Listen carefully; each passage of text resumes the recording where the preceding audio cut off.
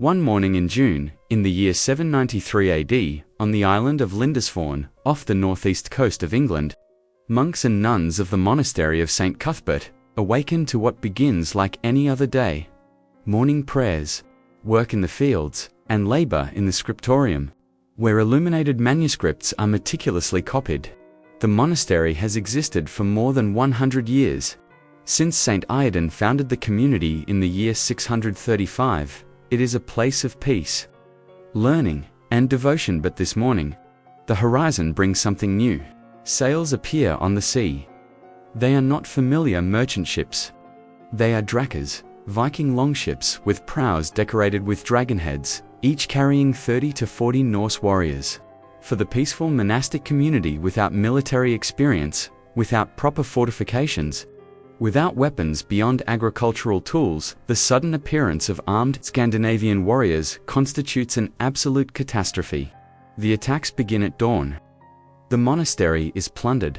Treasures accumulated over generations, gold and silver reliquaries, precious manuscripts are taken or destroyed. Monks who resist are killed. Those considered too old or too weak to be useful are left wounded or dead. Others, including young and healthy monks and nuns, are bound and taken to the ships. Their destination will be slavery in Scandinavian lands, lives completely transformed, torn from religious vocation into an existence of forced labor in a wholly different society. Today, we explore the historical reality of Viking attacks on monasteries. What happened to religious captives, especially consecrated women, the Norse system of slavery, and how these experiences were recorded in Christian chronicles that shaped perceptions of the Vikings for more than 1,000 years.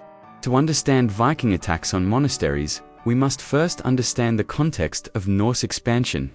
Between approximately 790 and 1066 AD, a period known as the Viking Age, Scandinavian peoples from Norway, Denmark, and Sweden expanded dramatically across Europe, reaching Russia, the Mediterranean, Iceland, Greenland, and briefly even North America. The motivations were complex. Population pressure in Scandinavia, technological developments in shipbuilding that enabled long ocean voyages, opportunities for trade and wealth, and in some cases escape from political consolidation in Nordic regions. Crucially, for many Vikings, raiding and plundering constituted a legitimate even prestigious economic activity. A successful raider gained wealth, reputation, and social status. Christian monasteries were particularly attractive targets for several reasons. First, they contained concentrated wealth. Over centuries, monasteries had accumulated donations from the faithful, elaborate reliquaries supposedly containing saints' relics, made of precious metals and jewels, gold and silver chalices, manuscripts with gilded and liturgical vestments embroidered with gold thread. To the Vikings, these objects held no religious meaning. They were simply precious metals and stones that could be melted down or sold. Second, monasteries were often located in coastal or riverine areas, accessible to Viking ships, yet far from military centers capable of rapid response. Third, monastic communities were peaceful and untrained in warfare, making them easy targets. Monks and nuns lived under vows of personal poverty, but the community as a whole was wealthy, creating a concentration of unprotected riches. The attack on Lindisfarne in 793 shocked the Christian world precisely because it violated a space considered sacred and inviolable. The Anglo-Saxon Chronicle, a compilation of historical records maintained by English monasteries, records the event with horror. In this year, terrible portents appeared over the land of Northumbria and miserably frightened the people. There were immense whirlwinds and flashes of lightning, and fiery dragons were seen flying in the air.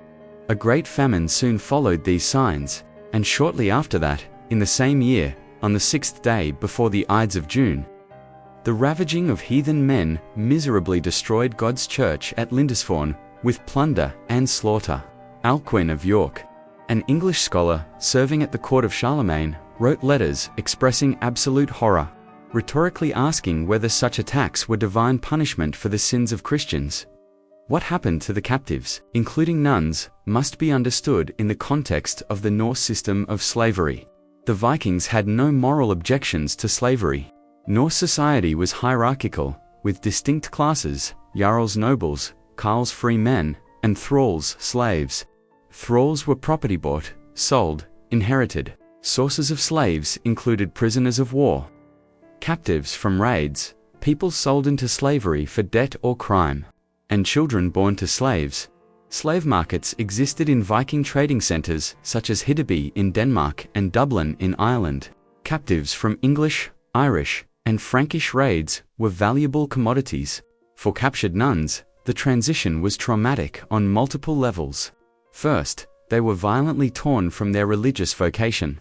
Women who had dedicated their lives to prayer, study, and contemplative labor were forced into harsh physical work.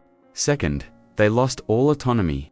In monasteries even, under the authority of an abbess or monastic rules, they had communal structure and spiritual purpose. As slaves, they were individual property without rights.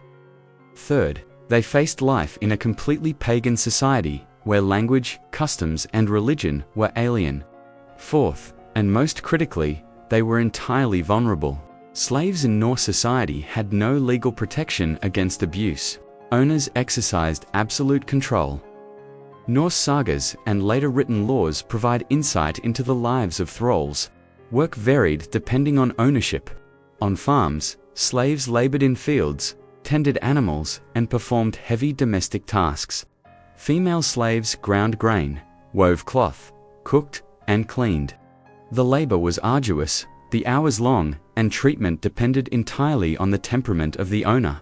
Some were relatively benevolent, others were brutal.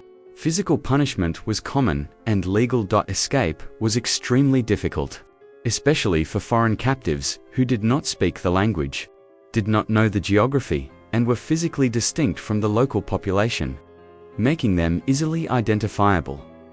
The most disturbing dimension of Viking slavery, particularly for women, was total sexual vulnerability. Female slaves could not refuse the demands of owners or other free members of the household.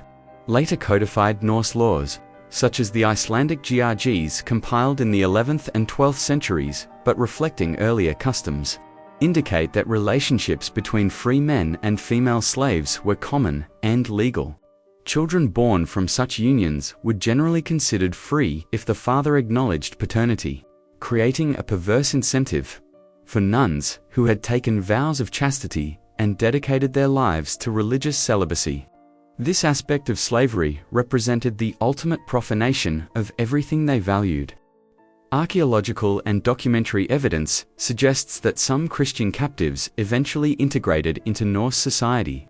DNA analysis of modern Icelandic populations shows significant genetic contributions from women of the British Isles, consistent with many Irish and English women being taken to Iceland during settlement in the 9th century. Some of these women were likely slaves. Others may have been wives or concubines. Icelandic sagas occasionally mention female ancestors from the British Isles, usually without detail about how they arrived. The conversion of the Vikings to Christianity, gradual process during the 9th and 10th centuries, sometimes facilitated by Christian captives who served as domestic slaves and eventually influenced their owners. But this integration should not be romanticized. Even when enslaved women were eventually freed or bore free children, they carried the stigma of servile origin, and many never gained freedom, dying in slavery after years of hard labor. Viking cemeteries occasionally contain burials identified as possible slaves, based on marginal placement, lack of grave goods, or evidence of violent death consistent with human sacrifice.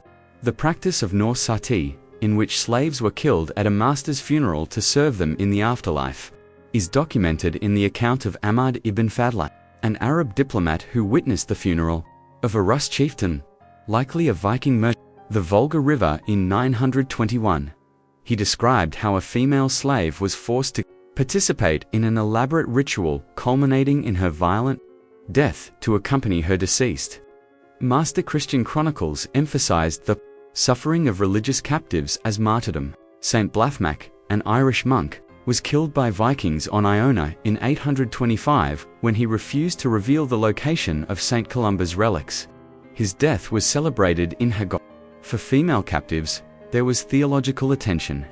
The Church valued virginity and chastity as supreme virtues. Nuns violated by pagan captors were technically considered impure by some, but more commonly, they were viewed as involuntary martyrs.